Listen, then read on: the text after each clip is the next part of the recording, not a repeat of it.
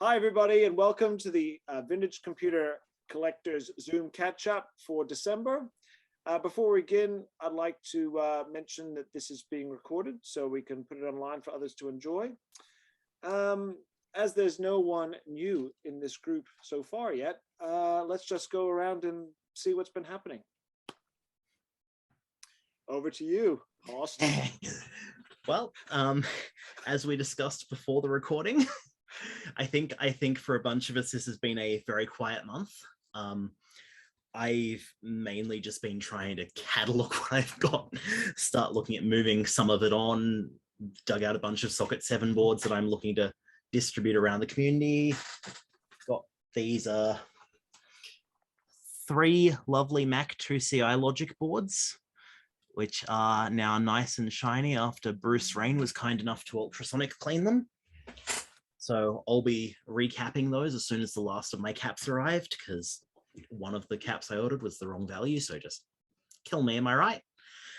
Other than that, it's been sweet bugger all. Things are nice and quiet here.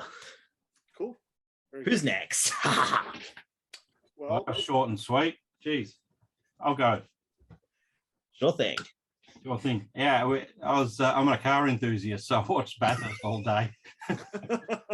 I was getting on because, I mean, the thing that's funny about V8 supercars is that they each year upon year they're getting faster and faster, and the distance is the same. The distance is exactly 1,000 kilometers, so the race should be getting shorter. But they have so many safety cars because the cars are so fast now that when they stack, they have a big stack. So the race actually feels like it's getting longer and longer.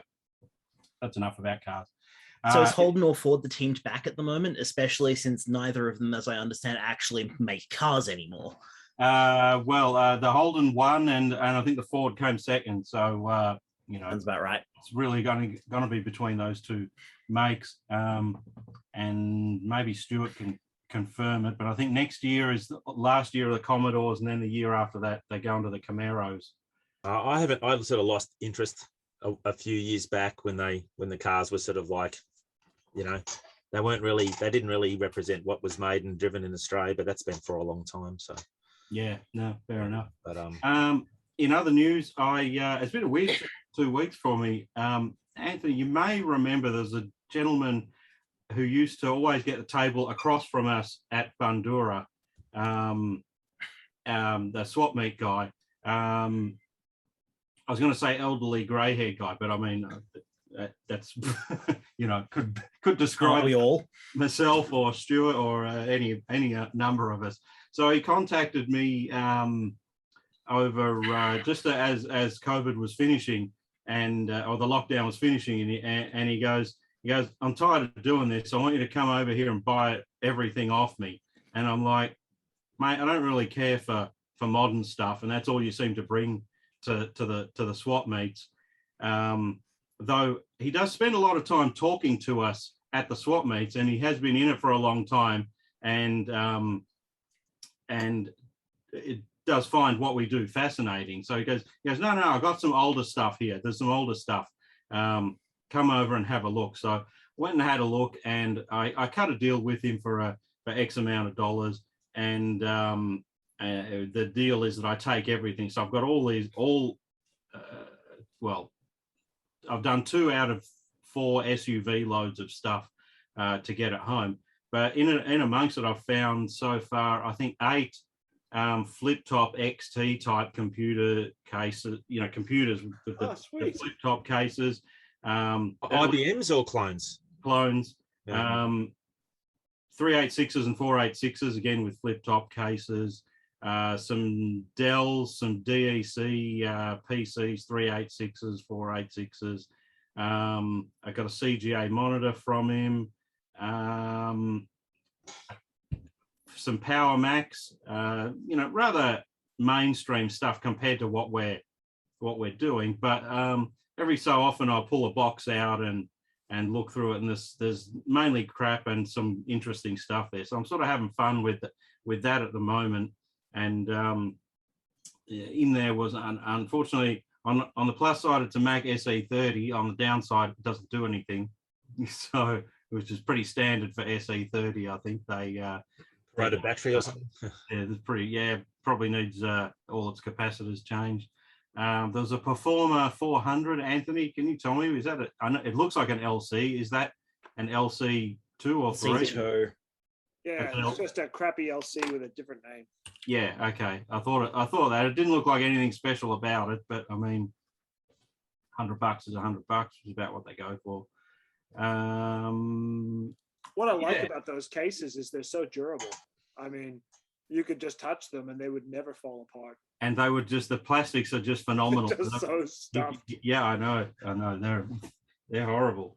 And so I've got all that stuff. I've got I'm picking up the next load tomorrow, so I don't know what I'll find, but there's always weird stuff in there.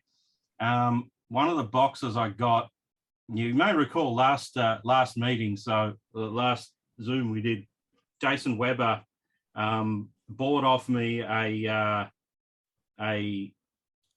untested 3DFX card, which subsequently didn't work. So I'm followed up as I do, and but in between him buying that and us following it up, a consignment of equipment came in with 8 more of them. So wow. So rather than faff around, I just packed them all and sent them to him and said, you test them for me, and keep one for yourself, because that was part of the deal, and part of the eBay sale, and send me the rest back. So I'm still waiting for them to arrive. But so we've sorted out Jason, and he'll be able to do his December video on these 3DFX video enhancement GPUs, and I'll have a few more of these available in the new year. Sweet, great card. Yeah, and so I've got some 4 meg and some 12 meg ones, which seems to be what. Are you Voodoo 2s?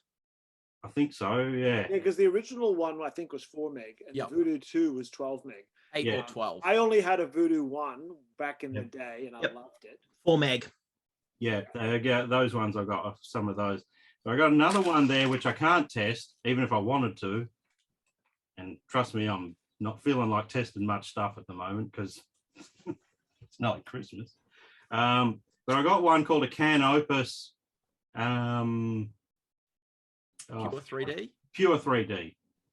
Can Opus Pure 3D. Now, they, for whatever reason that I can't possibly fathom, they have, for the loop cable, one end has a VGA connector and the other end has, I suppose, like a ADB mouse connector or something. It's not a PS2.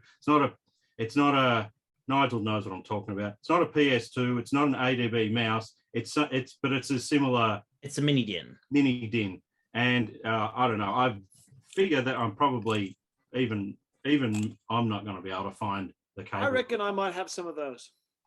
Oh, good. So, because they used to come with those cards, and they'd normally have a 15-pin VGA connector and that thing on it, right? And they would have a thing that would break out into something else. Okay.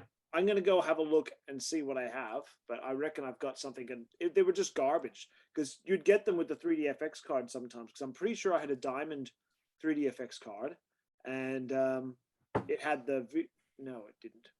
It was just a standard video card. I think it might have been the Diamond Stealth. If you find one, let me know. It's worth a try. Otherwise, the card's just going to sit here looking stupid for for a while. But every other 3DFX card just has a VGA 15 to 15 cable. Can Opus decided to improve on that. So yeah, got that.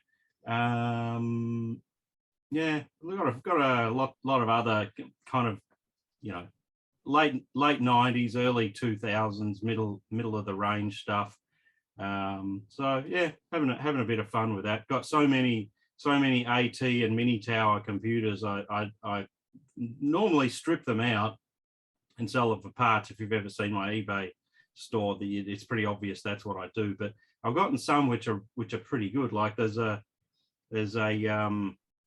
IPEX, one of the IPEX Australian made machines. Not a bad spec, Pentium 133, 64 megs RAM, Diamond Stealth PCI video, pretty standard for its time. It would make a good jigger for someone who's after that kind of Pentium 120 to 150 range of desktop. So I'm sort of reluctant to strip that one out and just drop a new 98 install on it and chuck it up on eBay. So I got a lot of those things.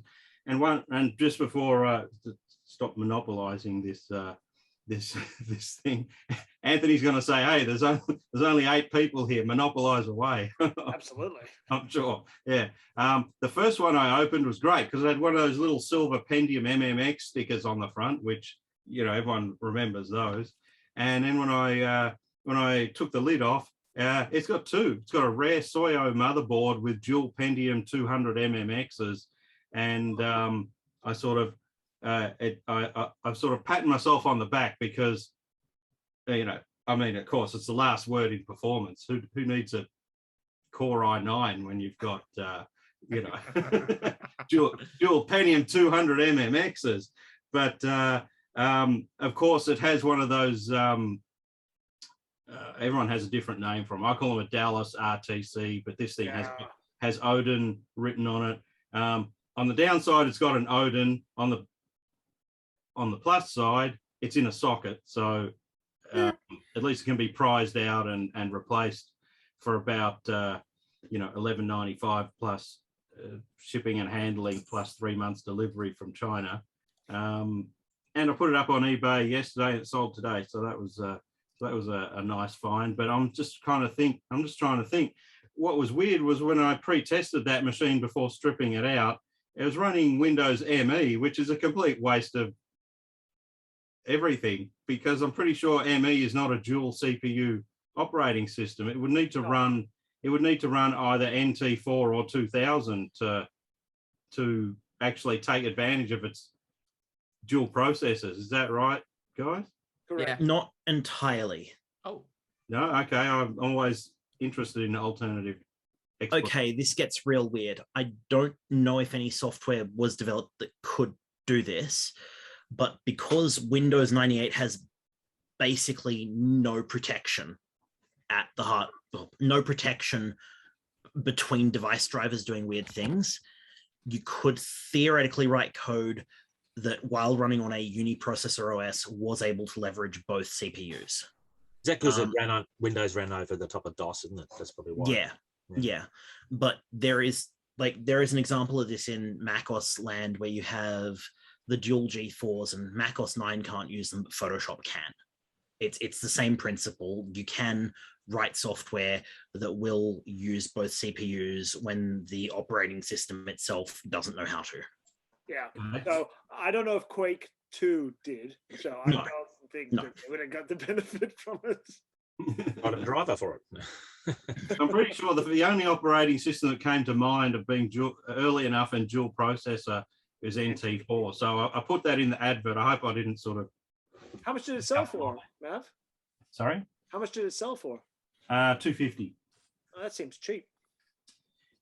Yeah, but I mean, everyone thinks I'm in it for the money, which I am. But I also don't want to price things so high that people then lose interest in the hobby. So it's the way I work it out is I sell an AT Pentium era motherboard for around $100, and an MMX processor I sell for about between sort of $60 and $70 each. So I sort of just thought, this board and these 2 chips, that's about $250. So do you put them in as a buy now instead of a bid? Buy now. Yeah, I suppose if that's what you want to do, it's good, because I know the problem is you see so much stuff that you want to get, and people bid crazy prices on it, and it just like sort of makes it harder. It's like, well, is it really worth that much? Well, of course it is now, because the next person's going to advertise it at a similar price. So. Yeah. Well, as a seasoned eBayer, there in the top corner, it's my first customer. I think my first Australian customer. You were. Oh, I've been doing this since 1999. I know that First week of December, like we're in at the moment, we're about to go into a lull as eBay sellers until probably the end of January. Things quieten down because everyone who wants anything for Christmas has already got it, or they're buying new stuff, and they don't trust the delivery times now anyway. So they're perusing eBay less. So we can hit Mav up for make an offer on his eBay listings and put a real low ball. Like I can tell people get lost, doesn't matter if they're friends or not. What was the board you were selling, Ian? It's called a Soyo SY-5TH. Oh, okay. Yeah, I remember those. If Yeah. you're into like obscure stuff, it's a pretty cool board, really. Mm. Having the dual processors. I'm glad someone remembers them, because I mean I was in the PC industry at this time and I'd never even seen one of those. Maybe I'd read an odd review of one somewhere in a APC and not actually read any further, but I'd never been requested to build or install one in a. I remember the brand, but not that motherboard. Yeah, the Soyos were, if memory serves, a good middle of the range board. They weren't as cheap as the TX Pro or the BX Pro or any of those things, but they weren't as good as the Intel boards and some of the early MSIs and things like that. But as a vintage computer wrecker, you want to use the word computer wrecker, I'll use it. I'll use that term. I'm surprised how many of these Soyo boards I find that actually still work properly, and they don't have VARTA batteries. Soyo at least didn't use VARTAs. They used either a coin battery or a Dallas module, which allows for longevity of these boards. So that was fun. And I spent, while I was watching the race today, I spent most of the day working on some Mac Pros, 2008. Do you know the ones? Weighs a ton, hurts your back when you lift it, Anthony. Yep. So I got 3 of them. None of them have any hard drives in them, but he also gave me a box of 30 used 500 gig SATA drives. So I thought, oh well, I can put 4 of these in each of these Mac Pros. That'll boost their value from about $100 to about 120. These are so 2008. Are these the stainless steel looking ones? Yeah, the aluminium stainless steel cheese grater. I think some people refer to them. They With the 2 handles on the top, is that the one? Yeah, that's the one. Weighs a ton. The handles are sharp. If you've got girly G4 or G5s? Well, they look like a G5, but they're called a Mac Pro. No, if you open the side, you'll see big boxes that say G5. G5. No, it's not a G5. It's a Pro. It's an A. Mac Pro will be Intel. Oh, it's just an Intel. Yeah, it's got An Intel one. got It's a an pair Intel. of Xeons in them. They're Yeah. probably hideously expensive when new, but worthless now. I think I put 10.7 on it. Does that sound right? Yeah. Still not much use. And, the amount of time I've spent on it versus my return is going to be a complete waste. But, But did you have fun? yeah. I only swore a few times, but I mean, if you've But you're running a profit, mate. I And don't you know. didn't cut your hand. I gotta say, like when you're moving on things that weigh 20 kilos, the postage and packing is just. Oh no, these will be pickup only, or I will drive it to pack and send, and they can send it. But Oh really? Okay. I don't know if people will want to foot $120 for pack and send to pack and send it for something that may only sell for, I'd be surprised if I get more than $250 each for them, and probably I'll have it as a buy it now around that price. And you guys were joking before about sort of the make an offer on buy it now. For large heavy things are a pain in the for large heavy things are a pain in the ass. I'll often take very big price reductions if it means people will come around and pick it up and just take it away, rather than if I don't have to do any more work. As long as I sort of cover my costs for big heavy things, it's less junk lying around here. Yeah, and at the end of the day, too many people get damaged goods. Not saying I've never had anything damaged from you, Ian, but I haven't bought much, but from you. But yeah, it's they get destroyed, and then nobody can enjoy them again. So yeah, it was my 14 years of working in the freight industry and seeing how even the most incredibly well packed stuff can get damaged means that when I pack anything now, it's overpacked, and so people do receive everything. I've actually very rarely, since becoming self-employed, had something damaged in transit. So I do pack stuff well, but the problem, obviously, the trade-off is that my shipping prices on eBay calculator are a little bit higher than everyone else's because I allow for packing material around boxes and stuff when I'm measuring things. But if people want them to arrive safely, then they just have to grin and bear it. bubble wrap's not actually that cheap when you buy it by a big roll. It still cost a bit. You did pack that Atari well, mate. I'm glad. How's it going? Is it doing anything, or is it you've just sort of clearing the spider family out still? Clearing the spider family out. I haven't actually really had a go at it yet. I'm just still cleaning things up. Yeah. Yeah. Now I noticed that if you go to Office Works and you go to get a bag of packing peanuts that's not very big, it's like $10 or something. But if you dig deeper and look at their products, they actually sell like a 400-liter bag of it, which works out to as big as me, as tall as me, bag full of packing peanuts for like $80 or something. And so I don't mind buying those things. They I get a lot of mileage out of those. At work, we import a bunch of clothing for equipment, and it's all wrapped in this heavy duty bubble wrap. So whenever I'm around and I see it, I just grab it. Oh, you just roll it up, put it in the back of your car every day. Yeah. No, I mean, exactly. When I worked for the freight company, as you remember, one of my jobs was PC rollouts and the lease management of computers. So all the computers have come through me. So I had a limitless supply of foam at that time and large PC size boxes. It's really the only thing I miss about that place. Actually, all the free stuff which was destined for the recycle that I could take and use myself. But that's okay. That's pretty good. I probably got other things to tell you about, but they've slipped my mind for the time being. So I'll handball on to someone else. Cool. I'll go next.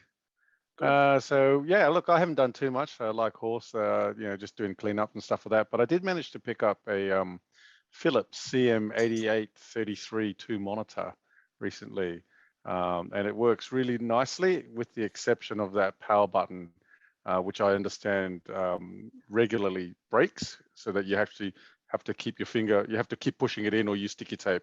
So I've just got to fix that. But I did get it working, and it's really nice picture on it.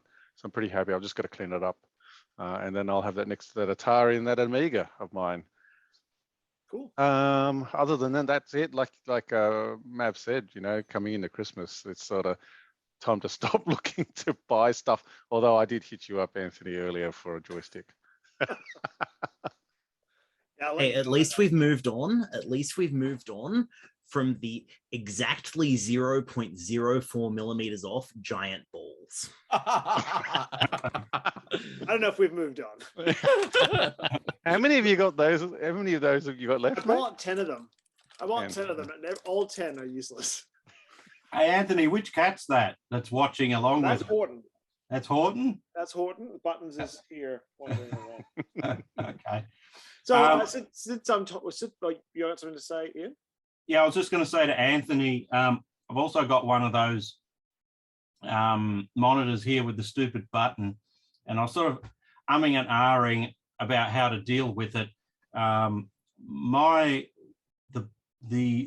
The path I'm probably going to take with my one is to get a power cord off one of those lamps, with the inline power switch. Yep. And then I'll open the case and solder it directly to the the lugs of the power switch, and then Oh. never have to worry about the power switch again. But you have the cable hanging out the back, and you just turn it off and on like a lamp. I know people have successfully imported switches and replaced them and are happy with the result. But I think it might be just quicker if I go to a e-waste place, clip a cable off a lamp that someone's discarded and use that. That's Yeah, I did that for a 1084S and with the button on the back, and they often bugger up as well. And I just bridged across the switch and did exactly that with the like the lamp cord, like you say. inline power switch. Yeah, Inline I'm power pretty switch. sure I've had enough time looking at the 1084S board and the Philips. I reckon they're made by the same company. I think Wouldn't be they are. surprised. I think they are. Like, I remember watching a video where some bloke fixed it, and what he did was he also made an extra input, which is what the 1084S has on the right hand side. You've got the 4 RCA inputs, Yeah. and the Philips one only has the 3. And what he did was he just drilled a hole and then added that extra input in, and basically said this is now a 1084S. So I do have to just point out in the chat, our esteemed host has dropped a link to a JCar item. Yeah, that was me. Please. Yeah. Oh, it was not our esteemed host, it was the other Right. Anthony. Please, for the Yeah, love of God, please, for the love of God, Oh, do not there we use a lamp cable. They are only double insulated. They are not earthed. Okay. Yeah. You want to have that earthing preserved in the monitor, especially. Otherwise, you run the very real risk of very, very suddenly stopping your heart. Okay. Yeah, I know think that. RS has them in stock too, hey, the switches. I have 3 at home here myself for those monitors. So what are you but- showing us, Anthony? These are the switches that are broken in your monitors. Okay. They look And- like an AT power switch. Yeah, so More or I don't less. know if you Almost, can yeah. hear this very familiar noise. Well, Yeah. of it not latching. So that's it latching. Okay. You're pressing it so it's going in and out and it's getting stuck. But I got these from ex-Commodore spares, so I just happen to have 2. But you can get them from RS. Okay. So these are available. You can retrofit them. They are completely the same. Am I getting them up for you then? What I would get you to do is, are you handy with the screwdriver? Yeah, I can be. Without killing yourself and making sure you don't touch the yoke, Yeah. just confirm that this is what it looks like. Okay. And then you can have this.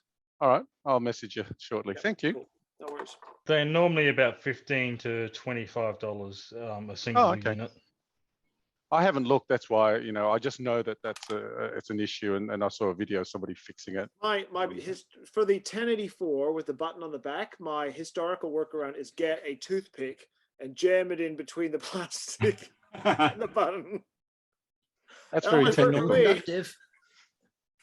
And the toothpick is insulated as well, so that's It nice. absolutely is. That's right. At work, we used to have this alarm that used to go off, and the only way you could stop the alarm is to push this button. So smart people would grab a knife, jam it in the button switch. Anyway, funny Until story. someone got shocked. It was a 240-volt circuit, so what could go wrong? Yeah, it's a plastic knife. No, it was not a plastic knife. It was like a paring knife. Okay, right. No, that's it. who was- Thanks. was that- That's for who me. was just Yeah. speaking? Was it you, Anthony? Yeah, it was me. All right, well, we'll roll on to me. So basically, all I've been doing in the last month is I bought some parts for IBM JX motherboards.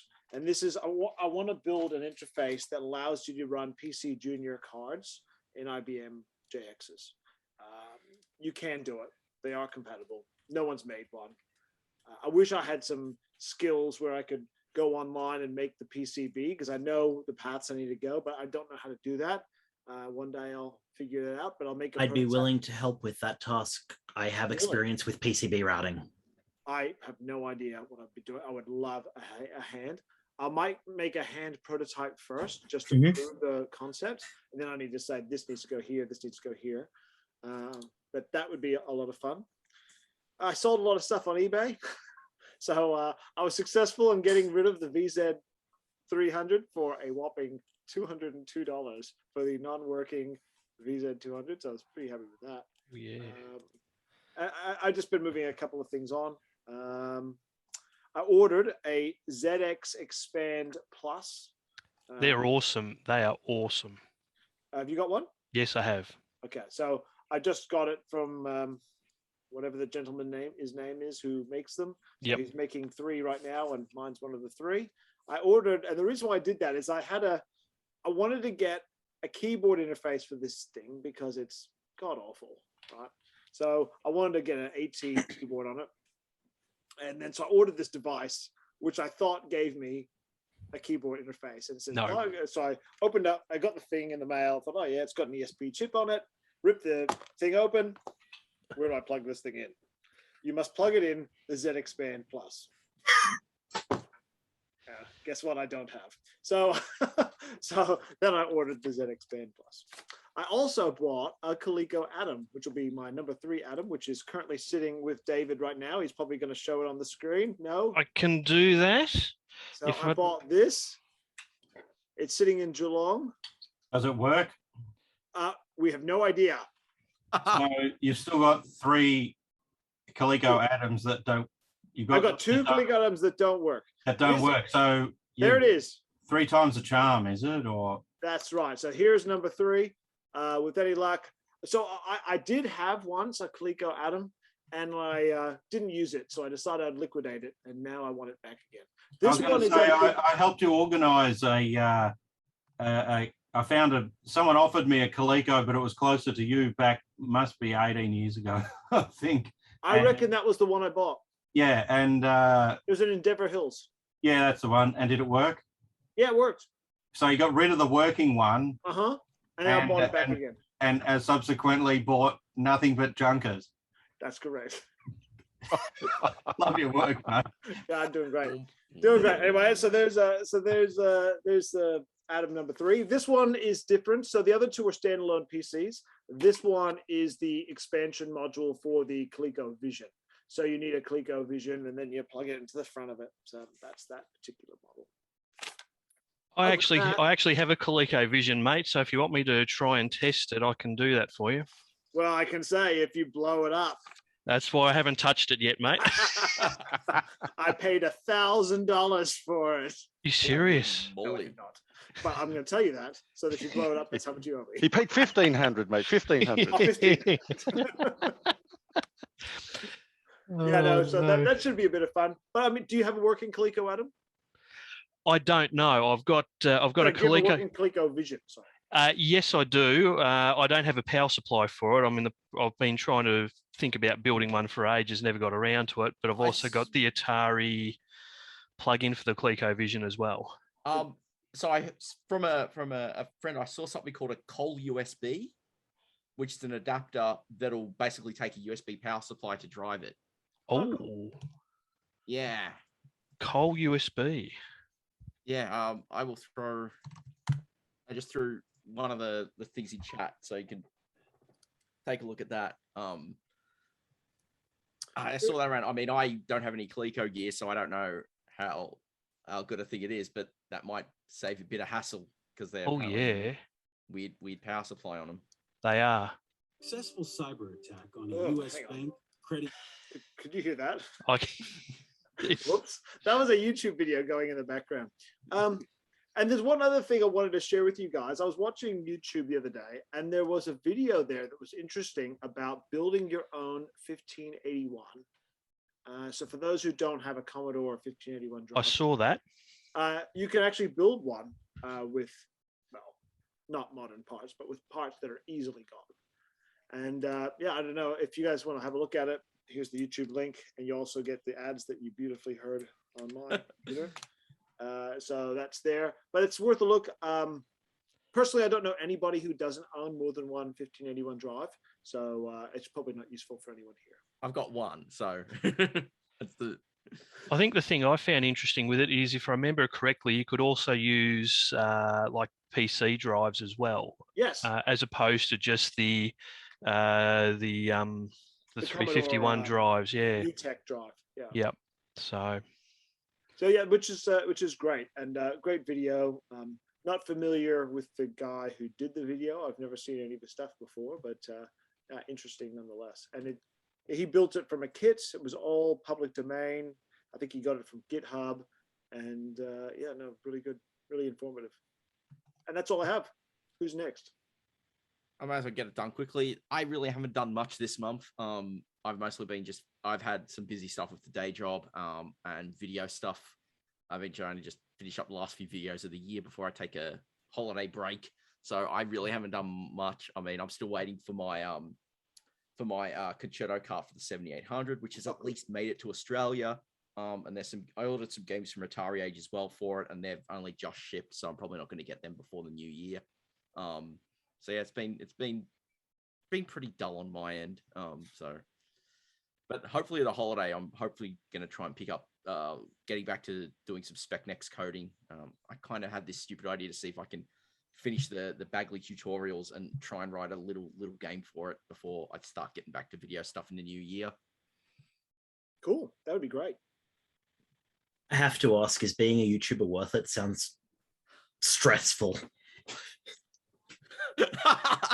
Oh, just looking at Jason's face there. No, it is. You couldn't pay me enough to be a YouTuber. Certainly don't make any money on it, put it that way. Yeah. I was thinking, you know, I have half of the equipment around here to be a YouTuber. I could probably like make some content. And I was like, these guys, I feel like they just need a hot cup of tea all the time. What's interesting for me is a lot with the YouTube stuff. There's a lot of good content. There's a lot of the same content, and I'm not talking about vintage computer stuff as well, but there is a lot of duplicate content. You'll see one guy will do, I don't know, let's just say, come on, a PC Junior. Let's just say that, and then there'll be half a dozen other people do PC Junior within 6 months, and you'll be like, I don't know what's happening. It does seem to kind of. I have seen waves like that happen. It doesn't happen that often, and I watch a dangerous amount of YouTube. Yeah, I guess it all depends. I mean, we've had a bit of a wave of Atari ST stuff lately, myself included. Just kind of happens. It's more it's not certainly not planned. It's just coincidence more than anything else. Yeah. I reckon some people might be planning to put a video up and someone beats them to it and they're like, well, I'm going to do mine anyway. Yeah, so, you know, I've thought about doing it, but then, you know, just even starting to work out cameras and lighting and stuff. And, you know, it's a big job. Yeah. And, you know, and you want it to, you might have the content, but if the quality is crap or the voiceover is crap, I mean, you know, and you don't get any views, you might want to think twice. But, you know, having a full-time day job, it's sort of a hard thing to do, but I applaud anyone that tries it anyway. I reckon it's great. Even the only times I write stuff. Yeah. Oh, sorry, Nigel. No, the only times I've enjoyed doing YouTube videos is when I just hit record, talk extemporaneously until I've finished saying what I want to say, done no editing, and then uploaded. That's the only time I have any joy about it. But I don't know if anyone watching it appreciates that. So I quickly stopped doing that. But and then at the end you say, "Oh, this is for sale on eBay now." There's a balance. There's a balance to be found between informative and entertaining as well. Yeah. I mean, there's YouTubers out there that have amazing knowledge, and you know, and do great content, and I find them just unwatchable. Yeah, that's unfortunate. You're right. There's people like that. And there's other people, I might go for a walk and I might listen to something, put my headphones on, and there might be a particular YouTuber I like the content, but, you know, he's got a good voice and, you know, he's easy to listen to. Yeah. I find that with like Retro Man Cave. Yeah. You know, Neil just has one of these voices that you just kind of, you enjoy listening to, you know. Well, Tommy accent, isn't it? Must be different to the other ones I listen to. What's the electronic engineer guy? Dave Jones at Eve Blog. That's I know, and that's a bit mean because he's got good content. Yeah, and he does. That's what I was alluding to is that he's brilliant and his knowledge is limitless. I just I should hate get to his say it, thyroid mate, looked at. watching, I just can't watch it. I just can't Yeah. watch it. Winner, very- winner, chicken dinner. Yeah, Yeah, it's just- very Australian cringe. Yeah, it is. And I mean, Gadget UK is another one. Yeah. Like what he actually does is brilliant. He does some amazing repairs and all the rest of it, but I just can't watch it. If he edited his videos down to, let's say, 25 minutes instead of an hour and a half, It would help. The It other would one help. the other one is get something better than a 10-year-old phone and perhaps stop working on the floor. on the floor. I mean, the one I've been watching quite a bit Ow. of recently is Noel's Retro Lab. Oh, Noel's great. Yeah, I chat to Yeah. Noel all the time, and and He- he's got him, and I put him kind of in the same category as, like, say, Adrian, where Yes. both the knowledge and the watchability is Is there. good. Yep. And it's a little bit different as well. It's not just I'm getting a machine and I've fixed it by doing this. He sort of goes through and explains, which is actually really good, I find. One guy. I see. who's I don't not- do that because I've got no fucking idea what I'm doing most of the time. So One guy who's not bad. Well, you and do a he's- good way of covering it over, mate. A guy who's not bad, who doesn't cover retro computing, it's sort of on the fringe, is Techmoan. I don't know if anyone Yep. watches some Yes. of this Yep. stuff. I really Yeah. enjoy his stuff. Yep. And He has while a not lovely directly voice. PC related, it's about weird formats. I love him. Yeah. Awesome. It's he's got great the fun. dry sense of humor. Yes. Yeah, it does. I got to say that heatable coffee cup demo he did, I actually was tempted to buy one based on his review. Do you know the one? Does anyone know the one I'm talking about? It's got a little USB heater in it. Yeah. And it keeps your coffee warm all day. I still miss the Muppet outros though. Yeah, Well, okay. So I'm just thinking it has to be cheaper, right? It has to be cheaper to form a double-walled flask for a thermos than to integrate like a USB supply, a switching regulator to up the voltage, and a heating element. It has to be cheaper to just stamp out the metal and weld it together, surely. It's not as fun though. Yeah, but then you can't plug it into a computer. You can't Yeah, plug it into a right. computer. Yeah. How do you Bluetooth to it? Yeah, but imagine this. For just about quadruple the cost of parts, you can have your coffee so hot that it is actually on fire because the cheap-ass lithium cell in the thing exploded. Yeah, see, this is why no one will employ you in That's manufacturing. right. That's why your YouTube videos will stick. Yeah. No one will employ me in marketing. I'm perfectly You employable in realise- manufacturing. You realize like how much of the entertainment side of YouTubing is just simply because I can, doing something because you can. Yeah, yeah. And if you can bend the rules of the land as well while you're doing it, that always seems to. Isn't all of retro computing because you can though nowadays? How I about seem to Big see an Clive? inordinate number of people with their immaculately restored classic cars doing burnouts on private roads. So How about Big Clive, though? He has that lovely, soothing accent. It's very nice, very sedate tone of voice while he starts pulling apart dangerous electronics. Or photonic inductions, if you've ever seen any of his stuff. Right. yeah. Anyway, I wanted to ask Jason, what's coming up for December? I've been looking at your channel daily and waiting for something to appear. I don't know if I'm going to be. I just don't know. Things haven't panned out the way I was hoping to, and I kind of struggled a bit last year because it essentially was a bunch of Tandy 1000 videos, which is cool because I love the Tandy 1000, but I just don't know if I've really got anything to add this year. Well, as we established, there's YouTube videos just for the sake of doing YouTube videos.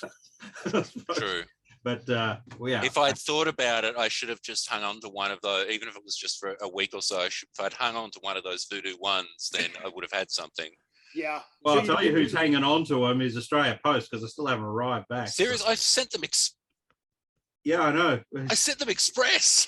Yeah. Oh, you did your money. Fuck They're useless. I don't know where Mr. Lurch is Jason is currently living. But I do have a Voodoo one here that I can express post if you require one for December. Well, you might get it in time for January. And Well, it's Jason, going to be obviously it's going to be quicker for waiting for the other ones to get to Ian and then turn around and come. Sorry, I'm just thinking, you know, Maybe. I can probably tide I'm you in- over with a loan because I'm in Then Canberra, just- so if you were going to do that, I've got boxed 3DFX games that I used to love that I just won't part with. That if you want to play Die by the Sword, the ultimate 3DFX game. maybe. I mean, Where you swing your mouse to cut off people's heads. the Voodoo games under DOS are well, they can be a bit of a challenge for starters to get going because there's always patches and updates and that kind of stuff. I've got a machine there ready for a video, which is a nice little Windows 98 machine with a Voodoo 2 that I got off Ian. I don't know, wherever he is. But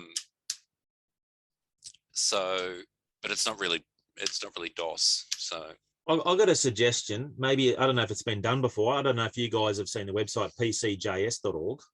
Mm-hmm. Yeah? No? Well, you should have a look. So pcjs.org is a PC emulator in JavaScript in the browser. So even to the extent where you can boot Windows 95, I think.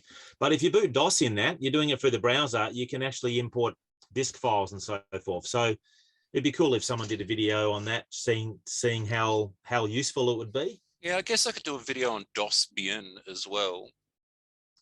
I'm just thinking, you know, like there's lots of different emulators for DOS, but this particular PCJS is pretty cool to run in your browser. DOS Bien is a distro for Pi.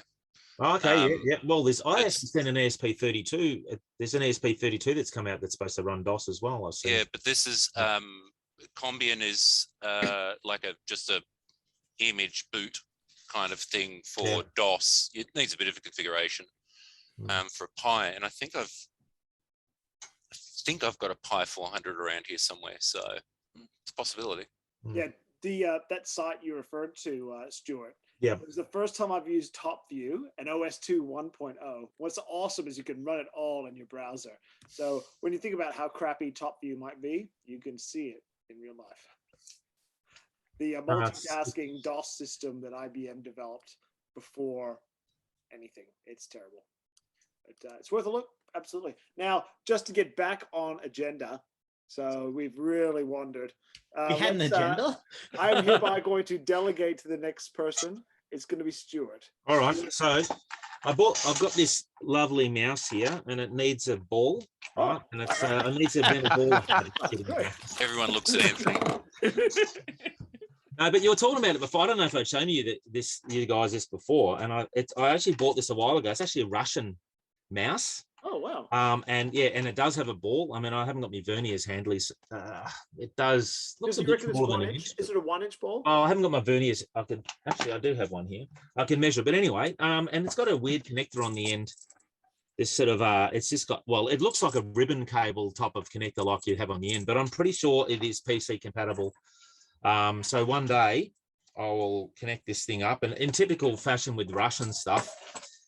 It looks older than what it is. You know, a lot of the Russian stuff was really, really old looking, but it wasn't that old. So, but yeah, when you were talking about the balls earlier, I thought that would give you guys a laugh. But have you taken the microphone and the camera out of the thing yet? Because KGB had a go at it. Maybe. Well, I pulled it apart. It's there's no microphone or camera in it. But yeah.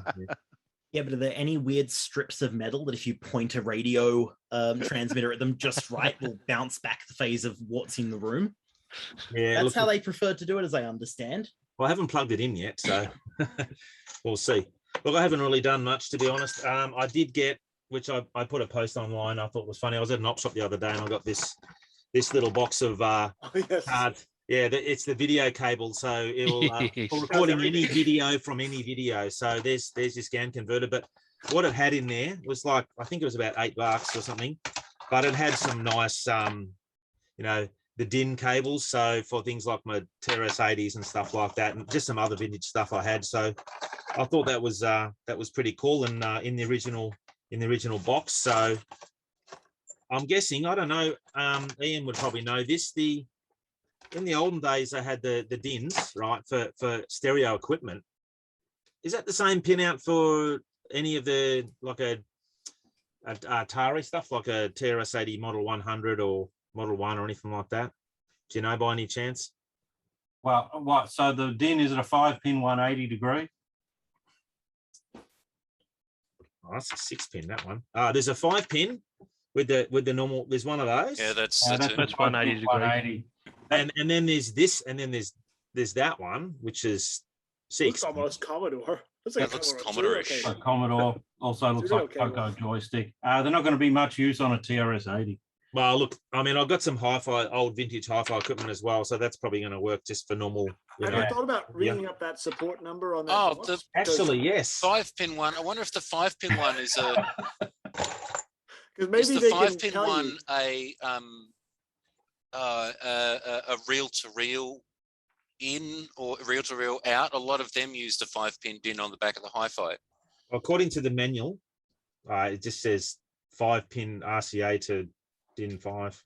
Okay. Your 6-pin, I just had a quick look at sorry, this is a C64C, and that has a lot more pins than that, but the pinout It has itself looks compatible. Has an 8, but you can use the 5. It had a whole heap of cables in it, BNCs, a whole heap of stuff, and I don't know. I think it was about $8, and I thought it's got to come in useful for something. So, so that's about it. I haven't bought anything else. I've got some things I bought that haven't arrived yet. I've got a lot of things I bought that haven't arrived yet. Yeah, not much else, to be honest. Just been busy coming up to Christmas.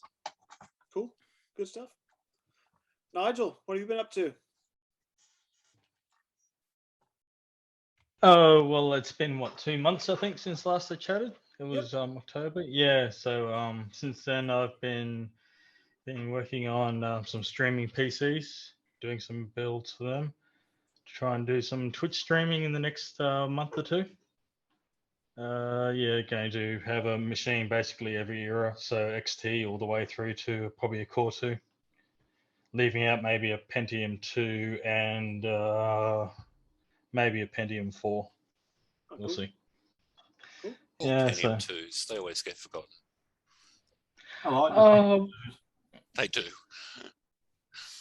Yeah, well, I haven't decided. I might set up an OS2 dual Pentium 2 system. I haven't really worked out what I'm going to do with that yet, but yeah, and then clearing out some of these computers I've got here. I've sold, I think, 11 Amigas in the last 2 months, and then 3 Ataris and a few other bits and pieces. Yeah. On eBay? Mostly Facebook and bits and pieces, yeah. And joysticks as well. I've sold 8 or 9 of them and a few other bits and pieces. Just slowly working my way through the thousands of items here. Yeah.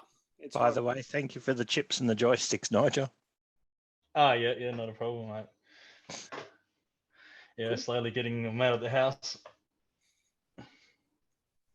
Cool. Yeah, so then I was going to try and do some videos for December, but time got away from me. I was going to try and do a video on my Atari PC3. Oh, sweet. I was thinking, yeah, either that or the Fujitsu Famicom 8030 I've got. But yeah, I don't think I'll have time to get it all edited down. I did a little bit of preliminary shooting, but I wasn't happy with the footage, so that's yeah, that's the way it happens. And other than that, not much else to report. Some more MIDI gear coming in, a couple of Roland MPU 401 cards to go into my streaming builds, and yeah, really not a lot else. Just trying to get stuff out and not buying more at the moment. That's the challenge. Yeah, it is the challenge. It's the challenge. Very good. Dave. Yeah, I actually extracted the digit this month, so I've actually got a fair bit done. I've got my 2E Platinum Duo drive and color monitor for the Platinum up and running, so I'm Was preparing that for sale, so that's just about finished.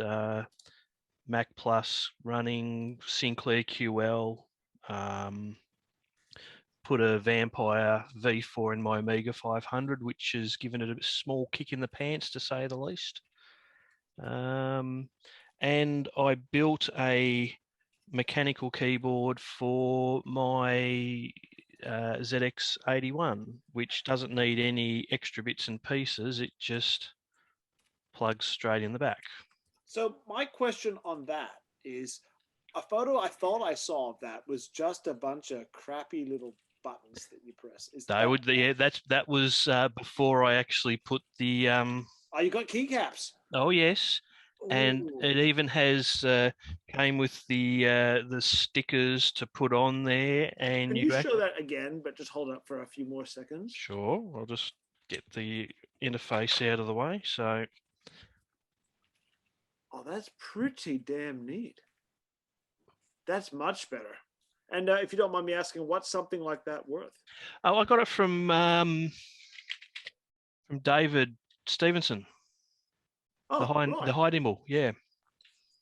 Oh. So I was with the switches, the PCBs, the interface, the cable, the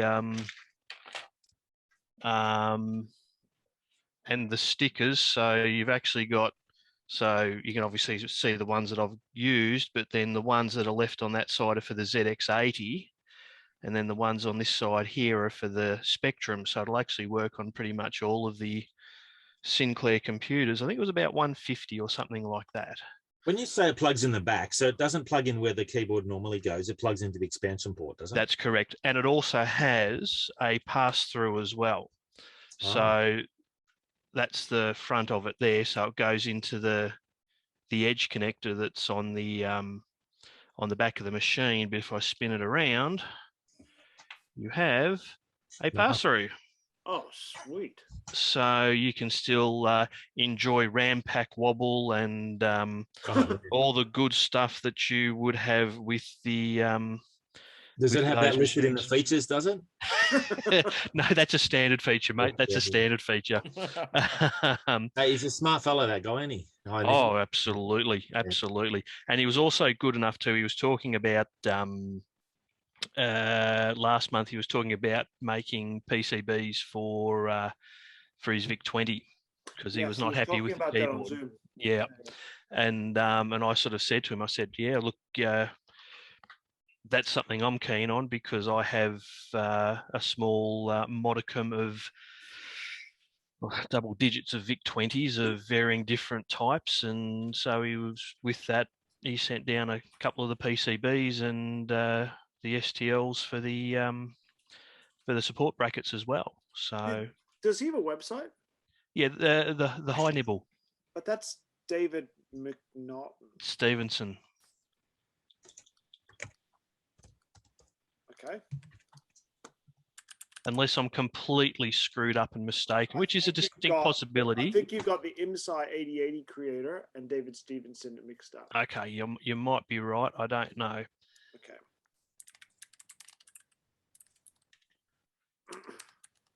But basically, there is a website. I just messaged him and we just did the deal there.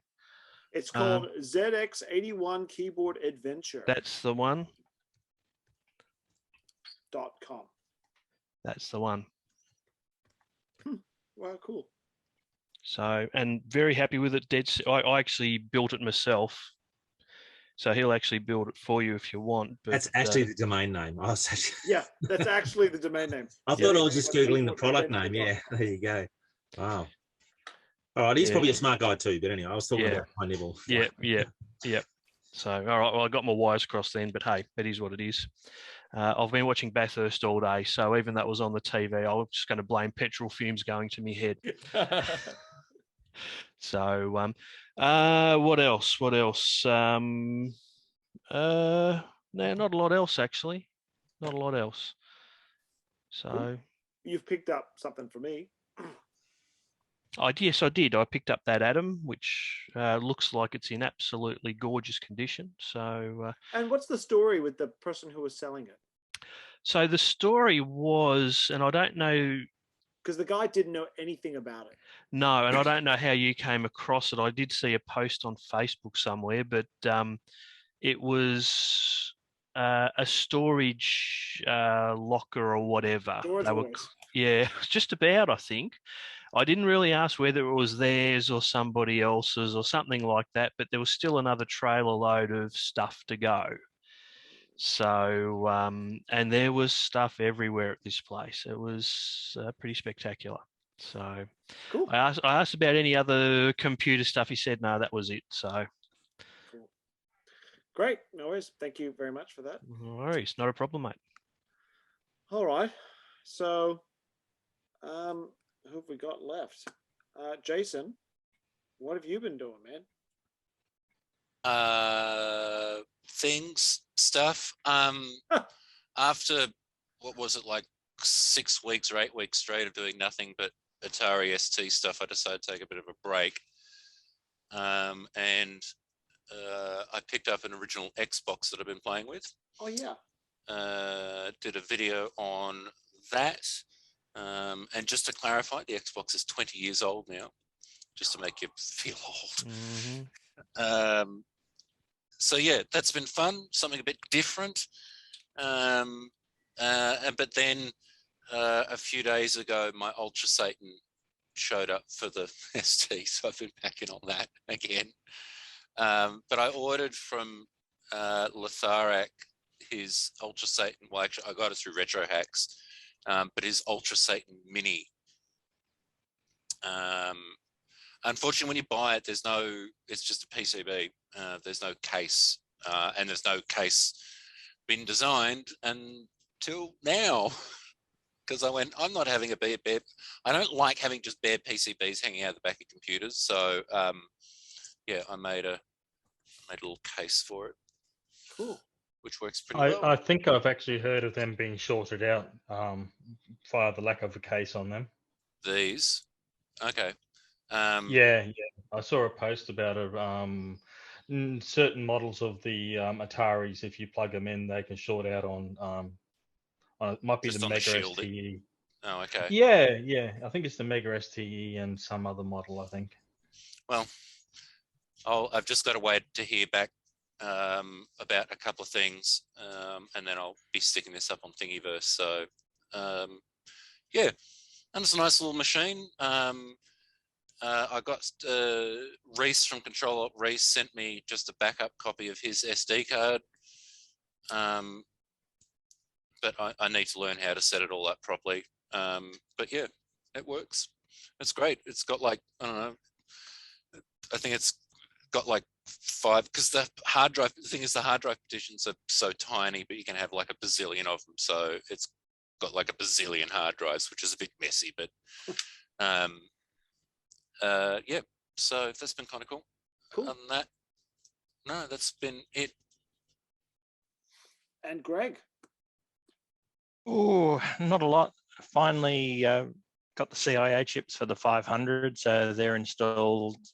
Decided to put a Pi Storm in it, so we installed that this afternoon with a lot of brute force. I don't think the CPU had ever been out of this 30-plus-year-old Amiga, but got all that in, got all that sorted, then realised we only had a half meg Agnes. So if anyone has an 8372A Agnes chip, they want to part with the 1 meg version at all.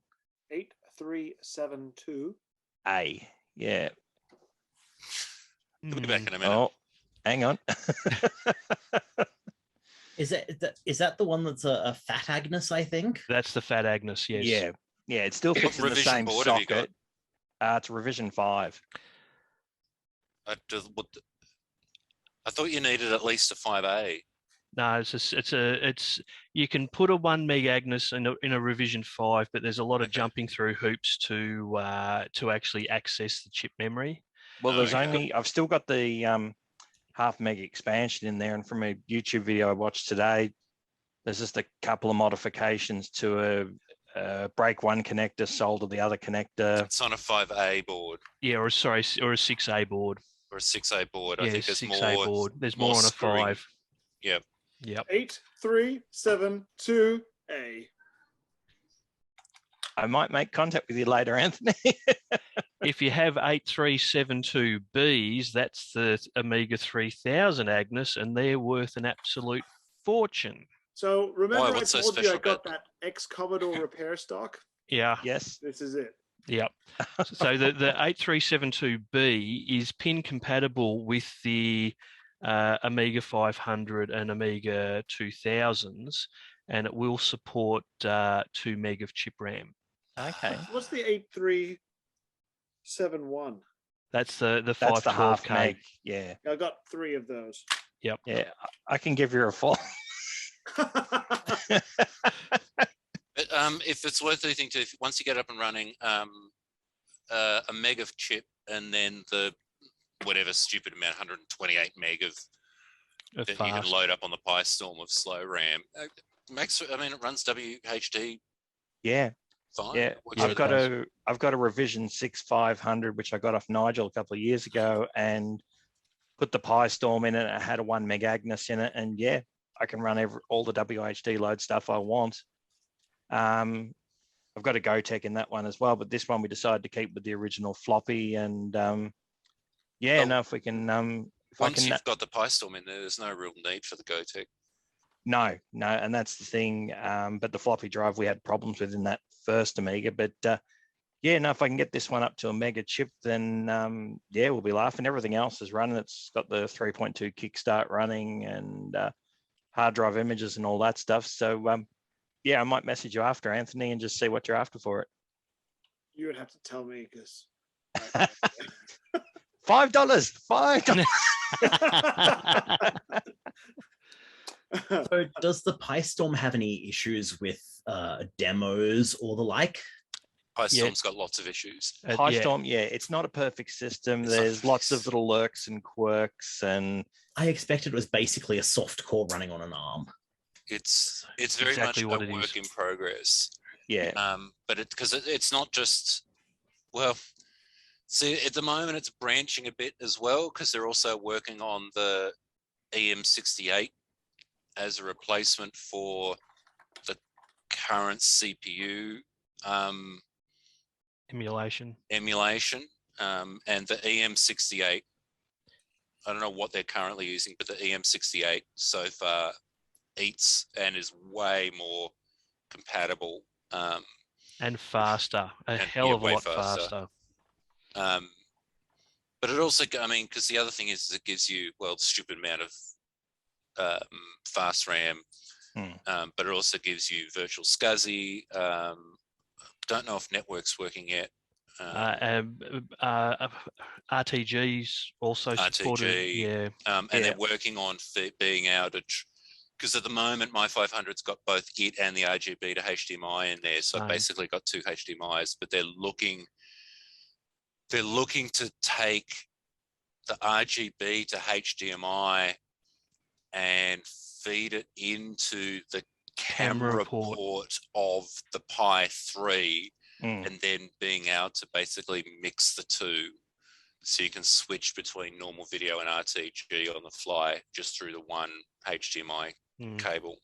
Well, that's the only thing that's put me off with the RTG, is having to have, I can have an LCD, but I have to have a normal monitor as well. Yeah. I'm a little bit limited on desk space and that, but supposedly... there's some cool stuff you can do in the RTG, but for me, it was never a showstopper. No, me neither. I put a HDMI switcher mounted internally in the machine, so I've only got one HDMI coming out because, like Jason, I've got the RGB to HDMI sitting under my Denise as well. Yes. Yep. And that way, all I've got is I've just got a little button that comes out and it just flicks between the RGB to HDMI or the PyStorm if I'm using RTG, or I want to actually edit something locally, so in its config. But other than that, that's about all we've sort of been tinkering on. Haven't had a lot of spare time to do much else with it, and with Christmas rolling on and that, so yeah, it's a bit like that. Yeah. Yep. Very good. Well, we're a very quiet group today. It's coming up to the time of year where we are meant to be eating copious quantities, drinking copious quantities, and then hibernating copious quantities. Like, Yeah. I'm sure we'll And I all feel be like a I little just go more. straight to the hibernation bit at the moment. I feel like Yeah. we'll all be a little more active come February, where we're meant to be doing Valentine's Day, but the one true love is our computers. Have my wife can't hear that. Yeah, Yeah. glad I got headphones on. So I got headphones on. Very good. Very good. Well, is there anything anybody else wants to share before we wrap this thing up? I wanted to ask Ian, last month, I think you said you had a Silicon Graphics computer you were picked up from somewhere. You sold that? Are you on? Yeah, I'm here. Yeah. I couldn't get any sign of life out of it, so I put it up on eBay and someone bought it. Oh, which model was it? Do you remember? Iris Indigo. Oh, okay. It's SGI Iris Indigo. Looks like a small TARDIS. Yeah. Little purple thing. Yeah. I mean, I can email you the pictures. Or No, I was after, I can't remember the model. I'm after a really old one of the first ones, but they seem to be pretty rare, like anything that's one of the first ones. So this is the first Silicon Graphics I've seen ever, and I'm well traveled. So no, if you look on like Wikipedia and stuff about Silicon Graphics stuff, there's some quite early ones. Yeah. I'll put a check because you didn't mention what model it was last month. That's all. It's gone now. That's not the one I wanted, so that's okay. I don't have to cry. The only thing that I noticed was, did anyone see Riley's post today or yesterday where they showed that Apple Lisa 2 that was up on eBay a couple of months ago? It was from Alexandra Victoria. I don't know if you recall it. I watched the auction with interest because it had the Lisa mouse, had box software. Anyway, Riley did a post and it's not working, and they must have paid like $4,000 or $5,000 for it. Ooh. Yeah, I was like, oh, yeah, a bit devastated. Because we didn't see that one coming. Yeah, because it wasn't, because they didn't want to power it on, and it's like, oh, yeah, okay, right now. Yeah, It's okay. Just replace the reefer caps. It'll be fine. Yeah, those power supplies are pretty fussy, but once you change some of those caps, they just hum. So I've got maybe three spare power supplies for my Lisa, and all you got to do is recap them and they get going again. I mean, I was shit posting, but I'm glad to hear that that's actually that simple. It is that simple. But the issue with their power supply, well, everything about the Lisa is unusual. You don't say. Yeah, like all the interfaces are unusual. It's a very rectangular pixels. It's a very unusual machine. But it's like got this card cage. I don't know if anyone's pulled a Lisa apart, but it's got a card. So in the back, it's got a card. You pull the whole chassis out, and there's card cages, and they're not standard slots. They've got these horrible lift up tabs that force the slots out. It's like Digital Electronics Corporation manufactured it. It's not like a traditional Apple product. It's like made by a mainframe organization. It's like nothing you've ever seen before. But yeah, anyway, neat machine. Sorry, Riley. Drugs will do that. What was that? Drugs will do that. Yeah. It's funny. I think HP engineers actually built that machine. I'm not 100% sure, but I think HP engineers came out and did that. And Jobs berated them, of course, but it was full-on HP style industrial design. Cool. Okay. If anyone was asking or wondering about return to computer swap meets, maybe January. I'm not feeling it this month. So fair enough. We'll try and recharge my batteries. Can I make a recommendation? Yes. February. All right. I'm going on holiday in February. First holiday since 2019. But 2023. You want to hear something funny? I'm first week of February, I'm going to Canada. So I wanted to experience the real Canada. So I'll go in the middle of their winter. So they said to me, I hope you've got a good parka. And no, what's that? I've got some leathers from when I used to ride a motorcycle, so I'm sure I'll be fine. It'll be That interesting to know. that won't be good enough. No. It'll be interesting what your experience is like. Because to be honest with you, I'm hoping that by 2023, they've ironed out all the problems that you're going to experience in February. Well, I'm hoping that since, when is it? December 15, it's all supposed to kind of begin, isn't it? The being able to travel out of Australia. So I'm giving them 6 weeks to sort the problems out. I wouldn't want to be on the first plane out of Tullamarine on the 15th, just in case they say, hey, where's your PCR test, or where's this, or whatever. I'm hoping it's all going to be in some, and I'm not expecting any problems at all in Canada, because all my Canadian friends are telling me they're the friendliest, most understanding people in the world. So Just watch out for the geese. we'll find The out. people may be friendly, the geese are not. The geese. What part of Canada are you going to? Down in Niagara Falls. Oh, nice. Gorgeous. Yeah. Are you going in a barrel over the? I'll put a Is that- TRS did 80 in a Houdini do barrel. that? Be the first person to put a TRS 80 in a barrel. Very good. Please, that's cruel and unusual punishment for the waterfall. Oh, yeah. Very good. Well, thank you, everybody. Final call. Nothing else before we wind this up? Just need to make sure when the next one is. Well, you'll be pleased to know that January the 9th is the scheduled second Sunday of the month. And there is absolutely no reason that I can foresee that we can't do it on that date.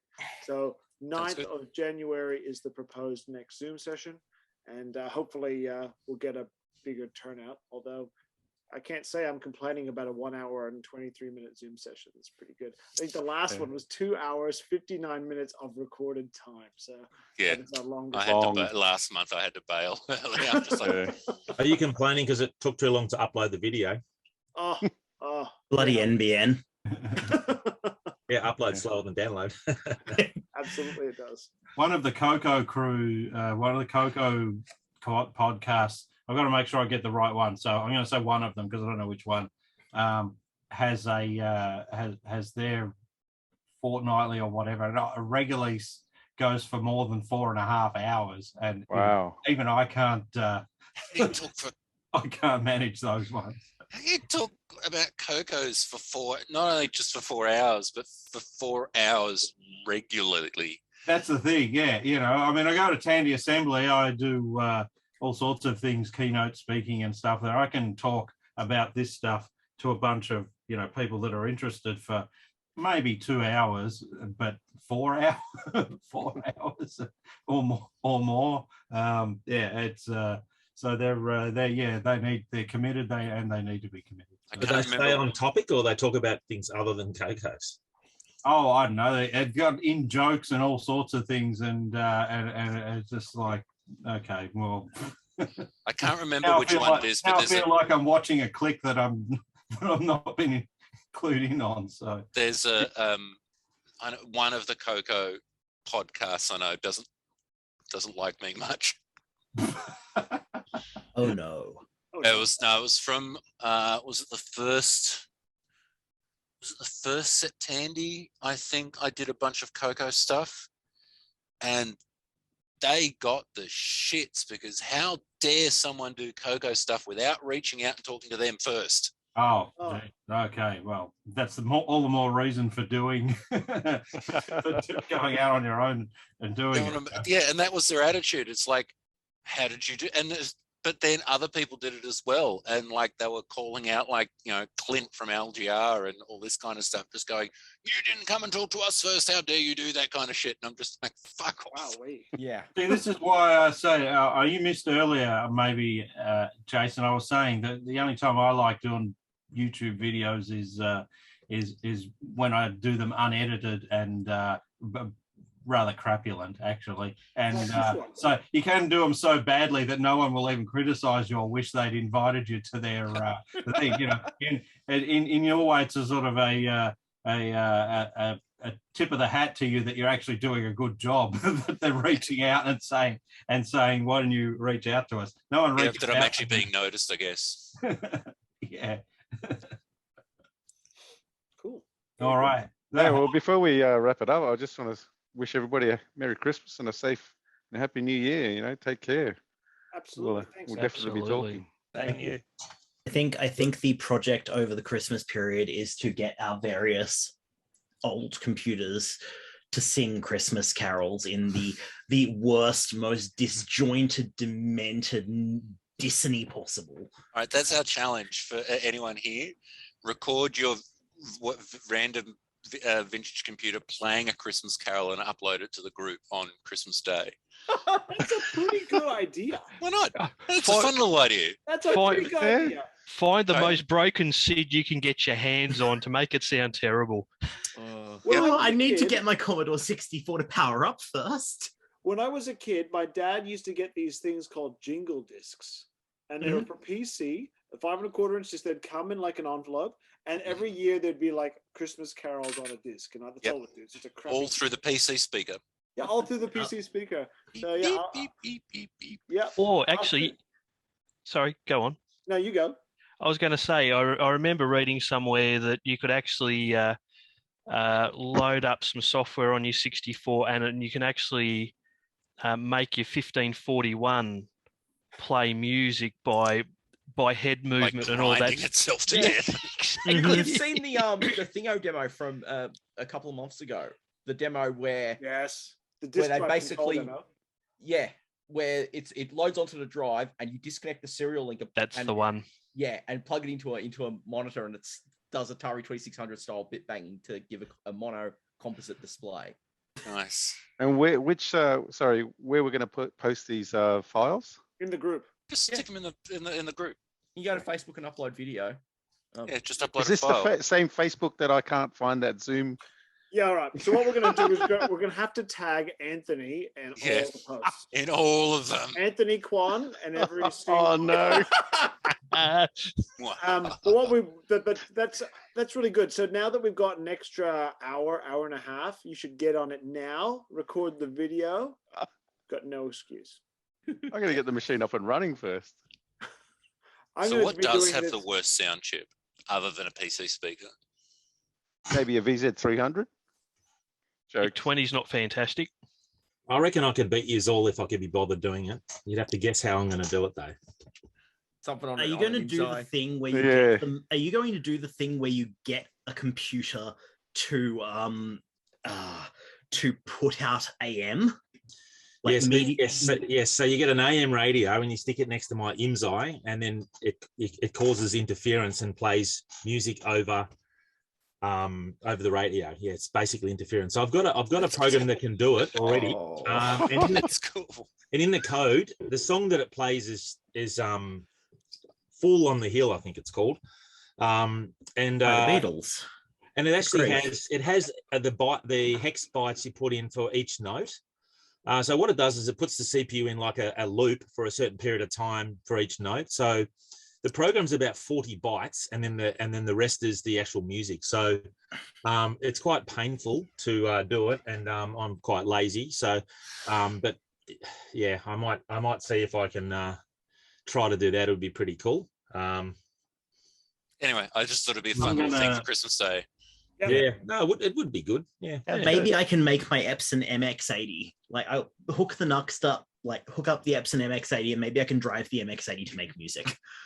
I'm going to say this whole thing Or- sounds stupid, and don't expect an entry from me. Do a print shop banner.